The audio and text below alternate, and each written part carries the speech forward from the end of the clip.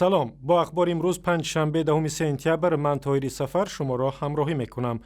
رهبران چین گفتند از اقدامات حکومت تاجیکستان برای تامین ثبات و امنیت در کشور حمایت میکنند.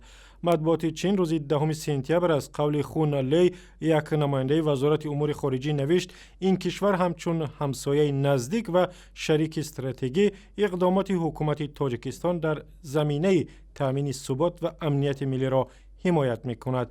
بیانیه وزارت چین در حال نشر شد که عملیات بر ضد گروه مسلح عبدالحلیم نظرزاده، معاون سابق وزارت دفاع تاجیکستان، در دره رامید ادامه دارد.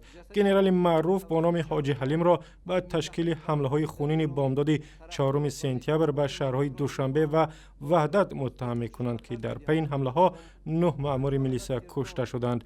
مقامات انتظامی می‌گویند ضمن عملیات در دره رامید تقریباً 30 عضو گروه حاجی حلیم را کشتند و 10 نفر دیگر را دستگیر کردند. دادگاه شهر کیشینیو مولداوا صابر ولیف، یکی از مخالفان دولت تاجیکستان، را از بازداشت آزاد کرد. دادگاه تجدید نظر در مولداوا روز 9 سپتامبر گفت تمدید مهلت بازداشت صابر ولیف که خود را معاون گروه 24 معرفی میکند قانونی نیست و او باید فوراً آزاد شود. وکیل دفاعش به رادیو آزادی گفت که مقامات انتظامی مولداوا صابر ولیف را روز 9 سپتامبر رها کردند. پالاتای تجدید نظر توجیه و دلایل ما را به نظر گرفت و ولیف را آزاد کرد. این آزادی بدون کدام قید و شرط است، ولی بررسی درخواست استرداد او به تاجیکستان ادامه خواهد یافت.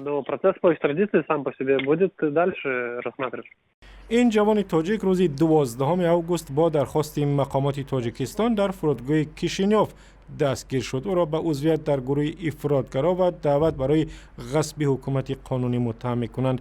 گروه 24 یک سازمان مخالف حکومت سال 2014 در تاجیکستان سازمان اکستریمیستی و فعالیتش ممنوع اعلان شد. رهبر این سازمان نومرعلی قواتوف را در ترکیه کشتند و چند عضو دیگر از جمله در روسیه دستگیر شدند و منتظر استرداد به دوشنبه هستند.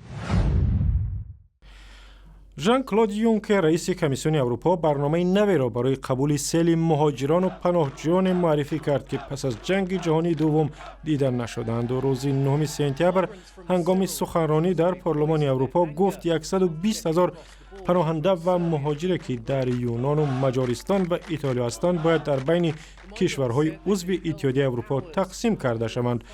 سال 2015 نیم میلیون نفر از خاورمیانه و افریقا به کشورهای اتحادیه اروپا پناه بردند و با نظرداشت فرار صدها هزار مهاجر با عذاب و سختی‌های زیاد و هلاکت هزاران نفر آنها در راه به سوی اروپا، در شبکه‌های اجتماعی و در مطبوعات جهانی این سوال مطرح است که چرا کشورهای ثروتمند عربی به این پناهندگان کمک نمی‌کنند.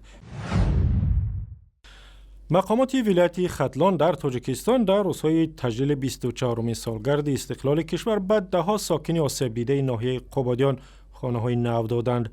مردمی که بهار امسال خانه‌هایشان در نتیجه سیل ویران شد میگویند از این هدیه برایشان دیگر هدیه بهتر بودن نمیتواند. خانه‌هامون هم خیلی شد. خدا را شکر با 1.5 ماه می ساختیم با خانه را.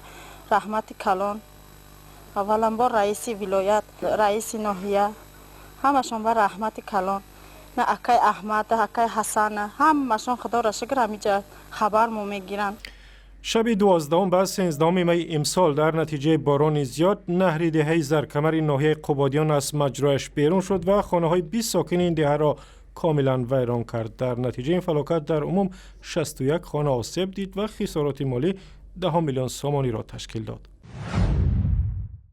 مقامات شهر دوشنبه قصد دارند برای بهبود بخشیدن به کار نقلیاتی جمعیتی و از بین بردن تنبشوی یا پروبکا در راه‌های شهر سیستم نوی تشخیص توقف‌های غیر قانونی را براه اندازند. حالا معلوم نیست سیستم نو چگونه می شود، ولی امکان دارد که کامرای نصب شده در دوشنبه رقم ماشین‌هایی را که در جای‌های نادرست گذاشته شدند ثبت کنند و سپس راننده برای قانون شکنی جریمه شود.